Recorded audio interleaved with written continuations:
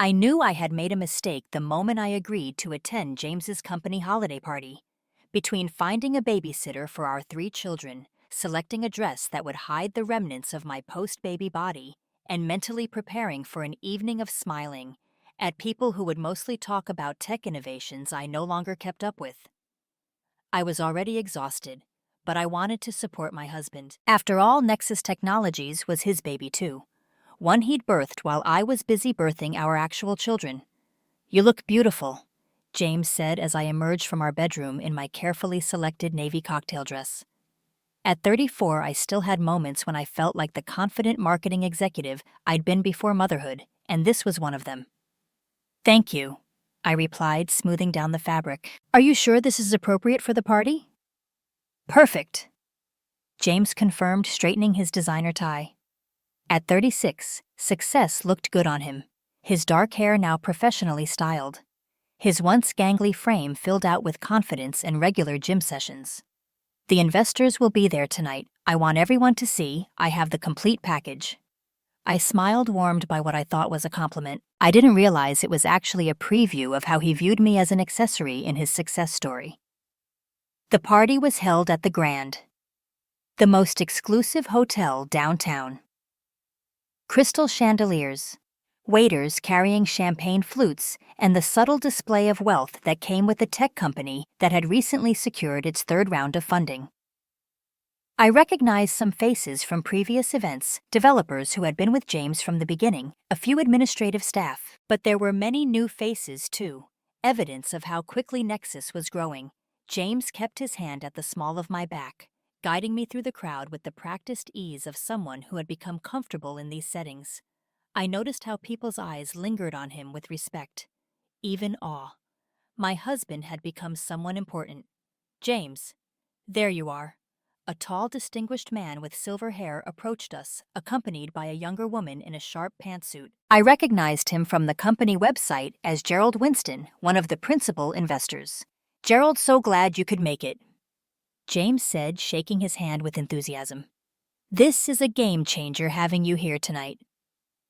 Wouldn't miss it." "The quarterly numbers were impressive," Gerald replied. "Who's this lovely lady?" James's hand tightened slightly against my back. "This is Tori," he said with a smile that didn't quite reach his eyes. "She takes care of the kids for me." My smile froze on my face. The champagne I'd just sipped turned sour in my mouth. Gerald looked confused. "Your nanny." There was a beat of awkward silence before James laughed. "Just kidding. This is my wife, Victoria. But she's mostly the nanny these days, right, honey?" He squeezed my waist in what was supposed to be an affectionate gesture, but I felt it as a warning to play along. I forced a smile that felt like it might crack my face. "Pleasure to meet you," I managed to say to Gerald and his colleague, whose name I'd already missed in the ringing silence that filled my ears. "James has been telling us about the sacrifices it takes to build a company," Gerald said clearly, trying to smooth over the moment. "I'm sure your support has been invaluable." "Oh, Tori's been great," James replied before I could speak. "She handles everything at home so I can focus on scaling Nexus. I don't know what I'd do if I had to worry about school pickups and playdates." The conversation continued, but I was no longer present for it. I nodded and smiled automatically, while my mind replayed those words. "She takes care of the kids for me. Not our kids. His kids." As if I were an employee, he'd hired to manage an inconvenient aspect of his life. By the time we left the party 2 hours later, I had heard James introduce me as his kid's caretaker twice more each time, followed by the same joke clarification, each time the knife twisted deeper. The drive home was silent. James was busy checking emails on his phone, apparently oblivious to the storm brewing beside him. When he finally looked up as we pulled into our driveway, he seemed surprised by my expression. "What's wrong?" he asked, sounding genuinely perplexed. "She takes care of the kids for me." I quoted, my voice low. "That's how you see me, as the nanny?" James sighed. "It was a joke, Tori." "Lighten up. A joke is supposed to be funny. That was humiliating. You're being too sensitive. He unbuckled his seatbelt. Everyone knows how important you are. Do they? Because it sounded like you're a single dad who hired help. James ran a hand through his hair, impatience creeping into his voice. Look, it was a long night and I was trying to keep things light with the investors. Can we not do this now? I have an early call with Singapore tomorrow. I stared at him. This man I'd shared a life with for over a decade and wondered when we'd become such strangers. When had my contribution to our family become something he could joke about dismissively? Sure, I said finally, we wouldn't want anything to interfere with your important work. He mistook my resignation for agreement and smiled, squeezing my hand. Thanks for understanding. You were great tonight. Gerald's wife mentioned she really liked you. I didn't bother correcting him, that the woman with Gerald had clearly been a colleague, not his wife. It didn't matter. Nothing. I said seemed to matter much anymore. I'd met James in my senior year of college. He was a computer science major with big dreams and perpetually messy hair. I was a marketing student with a job already lined up at a prestigious firm. We fell in love over late-night study sessions and ambitious conversations about changing the world. Our early marriage was a partnership of equals. I rose quickly at my advertising agency while James worked for a series of tech companies, always with the goal of eventually starting his own. We bought our first small house, traveled when we could, and built a life balanced between our careers. Then came Daniel. My pregnancy was planned but difficult with complications that left me on bed rest for the final 2 months. After he was born, I took 6 months of maternity leave with the intention of returning to work. I had it all arranged. A nanny share with another family. A pumping schedule, flexible hours, negotiated with my understanding boss. 2 weeks before my return date, James was laid off, along with half his department in a company restructuring. That same week, he was approached by a former colleague with an idea for a startup. Nexus Technologies was born in our garage, while I extended my leave to support my husband's dream. It's just for a little while, James had promised. Once we get the initial funding, we can hire a full-time nanny. Your career matters too. But then Emma arrived less than 2 years after Daniel, another difficult pregnancy that made working impossible.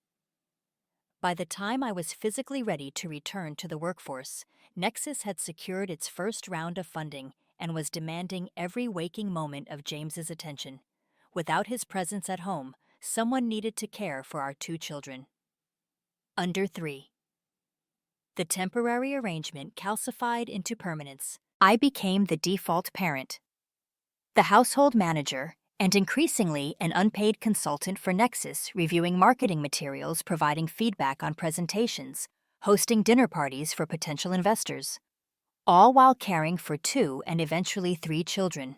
When Noah joined our family, the little while had stretched into 7 years.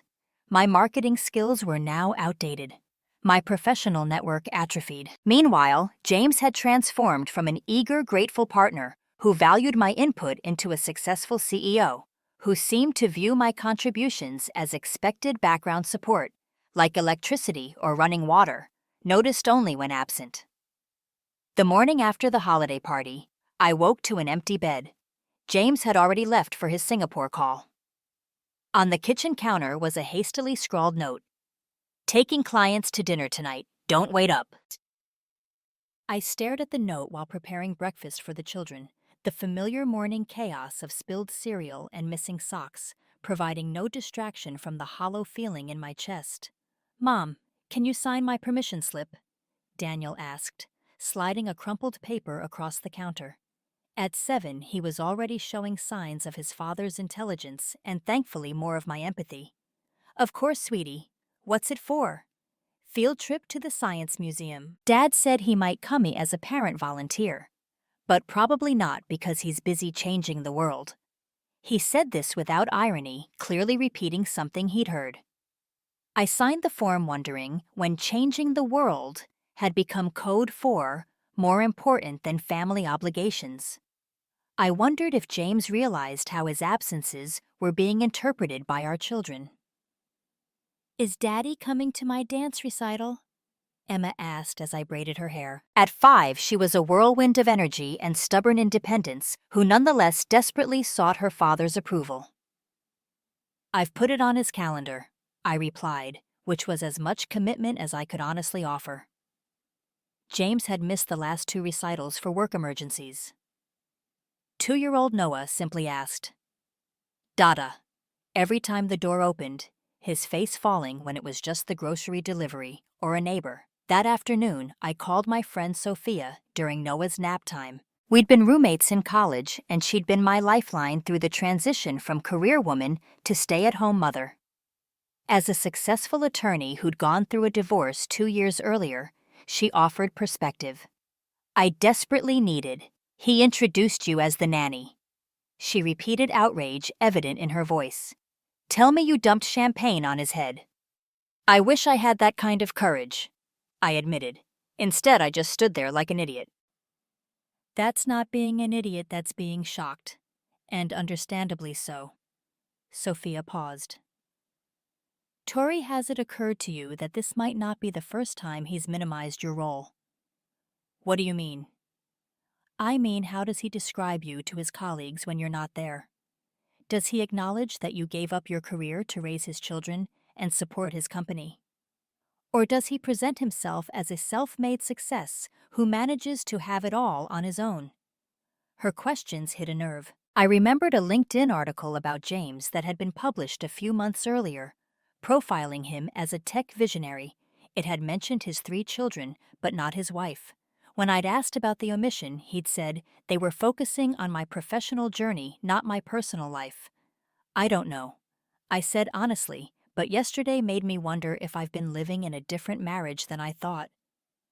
"Listen to me carefully," Sophia said, her lawyer voice coming through. "You have 3 options.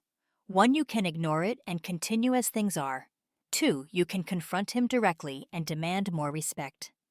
Or 3, you can show him exactly what he'd be missing if you really were just the nanny who could quit at any time."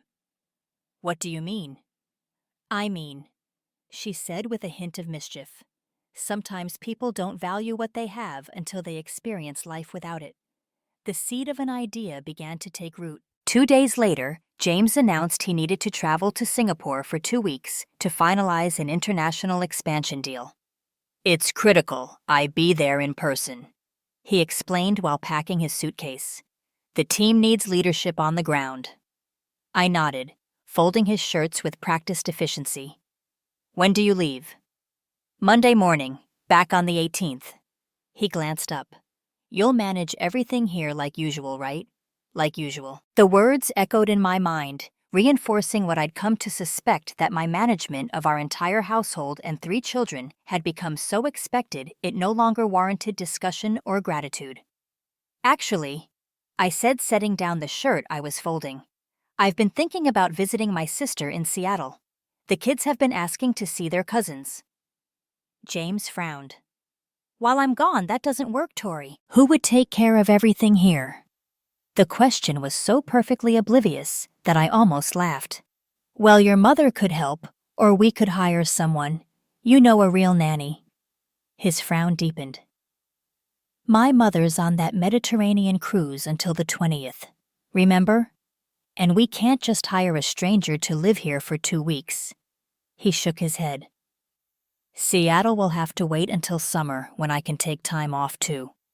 I nodded, returning to my folding while my mind raced ahead. James's mother was indeed on a cruise, a fact he'd apparently forgotten until I mentioned it.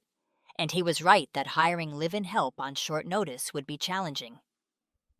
What he didn't know was that I'd already spoken with my sister, already looked at flights, already arranged for the children to miss a week of school.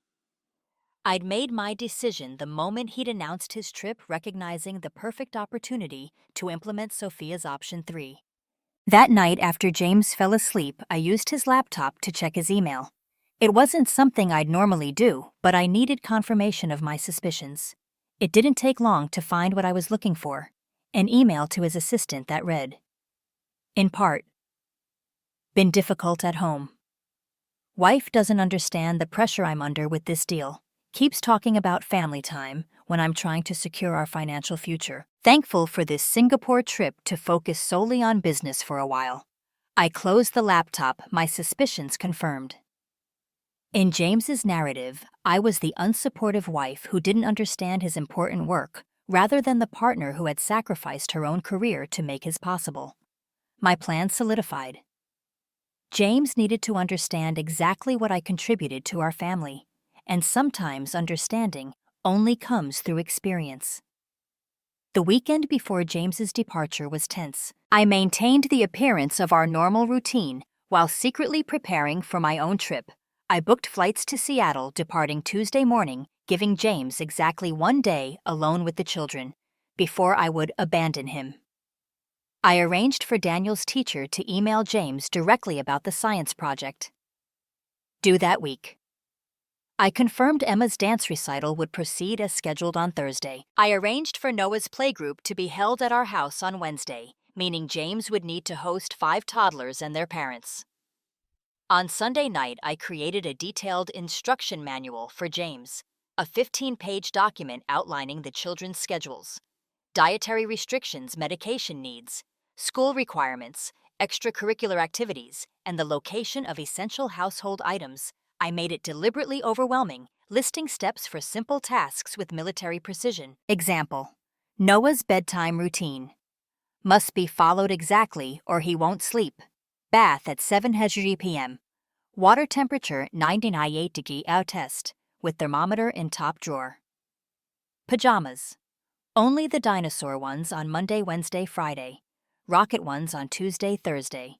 He will scream if this is wrong. Exactly 4 Oz of warm milk in the blue sippy cup, not the green one. Brushing teeth with strawberry toothpaste. Mint causes tantrums. Read Goodnight Moon.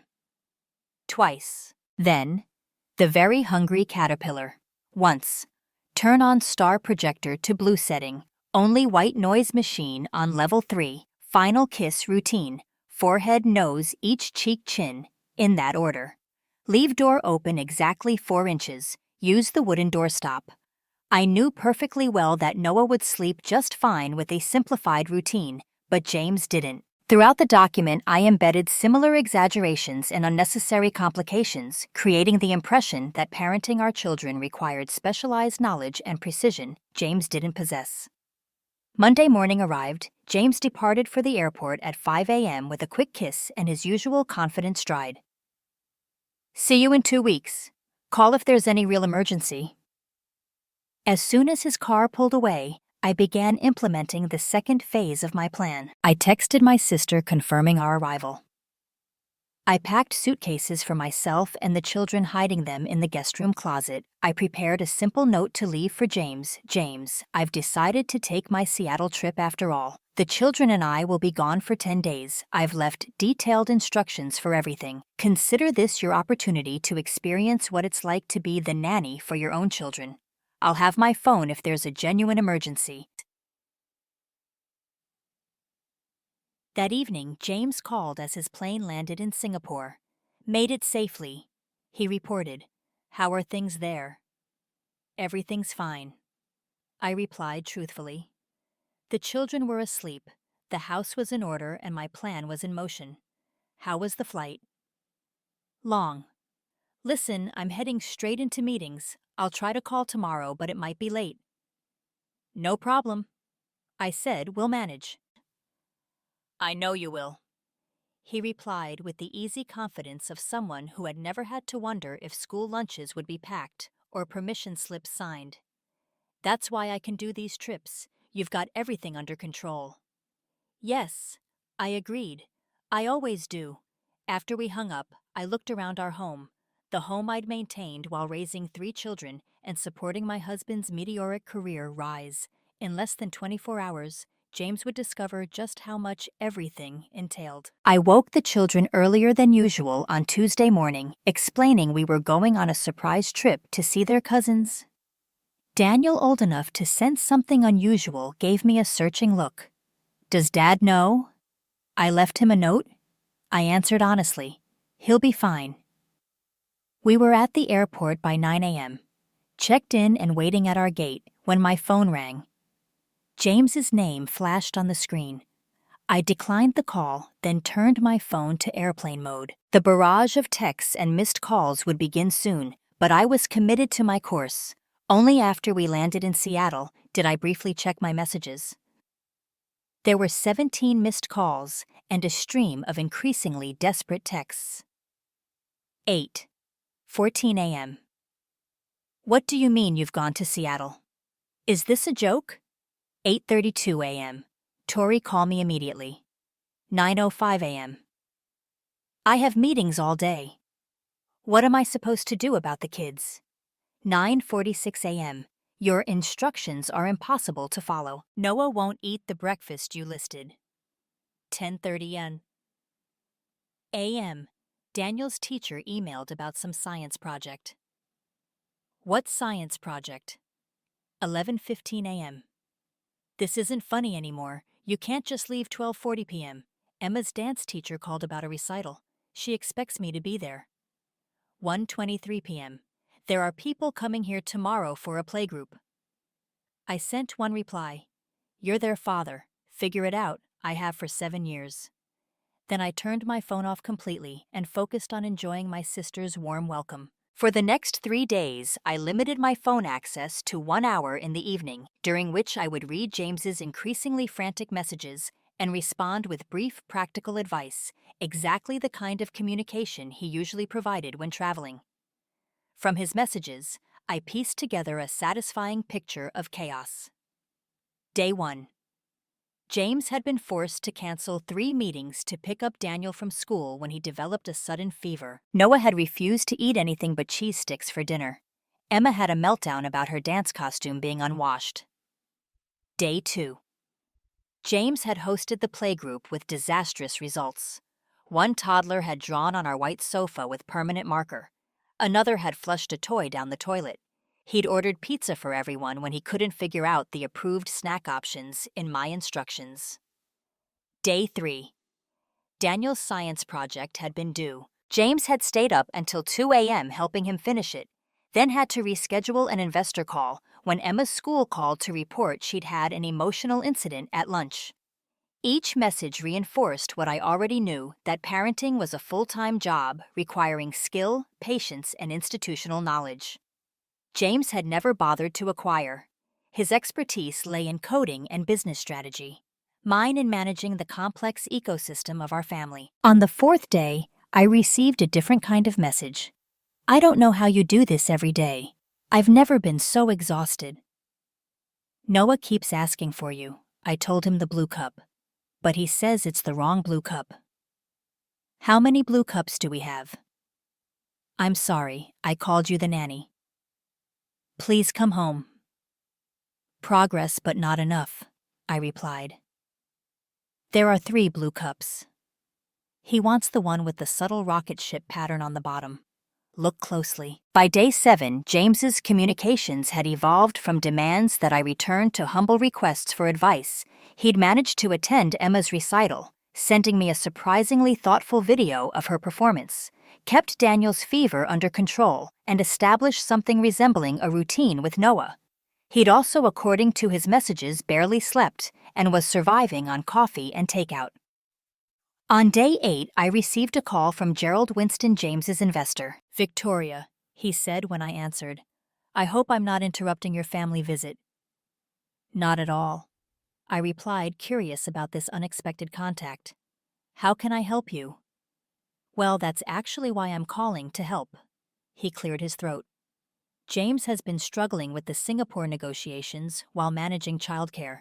He mentioned you were away, and I wondered if there was anything I could do to facilitate your return. I noted the careful phrasing. James hadn't admitted his dependency on me to his investors, but his performance had suffered enough that they'd noticed. That's very thoughtful, Gerald, I said, but I think this experience is valuable for James. He's learning important skills. There was a pause, then a soft chuckle. I see. Well, between us, I think the board would appreciate your return before the Kim partnership completely falls apart. James missed 2 calls yesterday because of something involving a dinosaur pajama crisis. Noah refused to wear anything but his dinosaur pajamas, even though they were dirty. I explained, "It's a phase." Indeed. Another pause. Victoria off the record. I owe you an apology at the holiday party.